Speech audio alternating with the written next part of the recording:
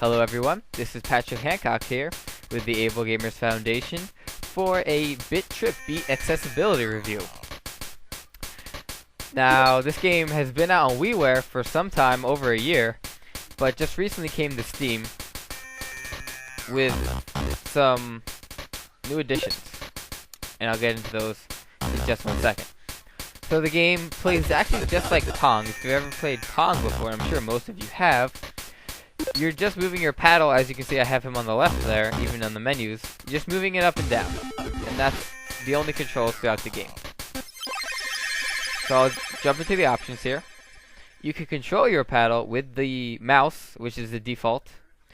They have 6 Sense controller support, which as far as I'm concerned is quite new, if it's even out yet. So I haven't been able to test it. It does seem like a pretty decent alternative if you can get your hands on it. If you do, please let us know. And then it has keyboard and gamepad support, though I think the mouse works best of those three. Again, I can't comment on the 6 Sense controller. And you've got sensitivity sliders. And the biggest addition here to the Steam version, which is not in the WiiWare version, is an easy mode. The WiiWare version only has 1 difficulty, and it can get quite hard. So this addition to easy mode is a big sigh of relief almost for some disabled gamers. And then of course you've got your basic video options, and it has Facebook and Twitter integration if you're into that sort of thing. But again, what you want to focus on is all the control options and of course this new easy mode. So I'll start it on easy mode and I'll show you some gameplay here. And then I'll bump it up to normal and show you the difference. So like I said, it controls just like the old Atari game Pong. Here I have my paddle, I'm just moving it up and down with the mouse. And the goal is to reflect these dots, or beats as they're called in the game, back to the other side of the screen. And you can see as I do that, the top bar up here starts to go up. The green meter begins to climb towards the top, and I get more points. Now if I miss, you can see the bottom bar go up. So the object is obviously not to miss and to reflect all of these beats. Now at its core, this is a rhythm game.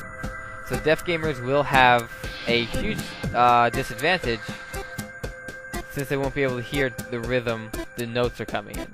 They do still have the visual cue, but the visuals can get busy, as you will see right about now. So as you get that top bar up, you can see every time I'm hitting the beats, it kind of makes a splash effect. And as you can see, it's introducing new beats here with really fast moving beats. But the graphics in general just get more and more busy once you feel that top bar up. And this can pose a threat to not only colorblind gamers, but really most gamers. It just kind of makes it all busy, and it's harder to see some of the beats as they come in. And it's also, it makes that splash effect when they bounce off the walls later with bouncing beats. As you can see here, now we've got bouncing beats in here. Every time they hit the wall, they make that splash. It just gets quite busy. And in addition to that, sometimes the background will change to a similar color that the beats are. And colorblind gamers like myself will have that hurdle to overcome of the beats blending into the background. So, as you can start to see here, it gets more and more complicated, and it does start to require more and more precision and reflexes. The controls are very simple, but the game can get very difficult at the same time. So I'll move on to the second level here, and I'll bump it up to normal. And essentially what normal does, it doesn't change the level at all. The pattern is exactly the same, but it's much easier to fail to get that bottom bar up, and much harder to get the top bar up. So here I'll boot up the second level to kind of show you some of the more complex patterns it'll throw at you. Now each level is about 10 to 15 minutes long, but it will probably take you much longer to master it. Now here we've got beats I have to hit at the same time. These are just bigger. And as you can see, that top bar is going up much slower than it was on easy mode. Even with all these extra beats. And we've got this. So the beats do get quite complicated. And if I miss, that bottom bar goes up really fast. And now if I miss, it'll start to say danger, which means I'm close to getting that bottom bar up and entering what's called the nether. And I'll show you that now. So as that goes down, the graphics and sound get less busy in a very Pong-like Atari fashion. And to get out of it, I need to get that top bar back up. And if I don't, if that bottom bar gets back up, as you can see there, it starts to climb. As I miss, I'll fail. But luckily, I was able to climb out of that, and now I'm back into this mode. And all the same rules apply in normal and easy. If you get that top bar up once, the graphics will get busier, and your object is to just pass the level without failing out. You only have one life. There are no checkpoints. So even though there's only 3 levels of about 10 to 15 minutes each, it may take you hours just to perfect the level. Now easy mode does alleviate this a lot. So here now we have a much busier graphic style. So that's the basic gist of it. There's not much more to it. There's one boss for each level that takes a classic twist on everything, and they're pretty enjoyable.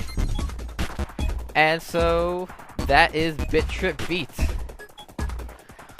If you want it, you can get it on Steam for $10, or WiiWare without the easy mode, remember, for I think $6 or 600 points.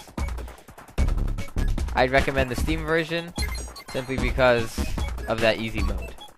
Everything else, accessibility-wise, is essentially the same, except this, again, offers a lot more control options than the Wii version.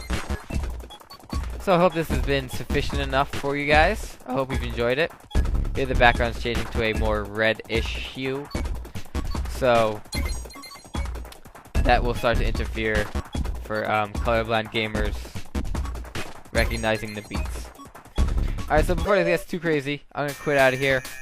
I hope you guys enjoyed this. I personally love this game, but it does have quite the accessibility hurdles to overcome.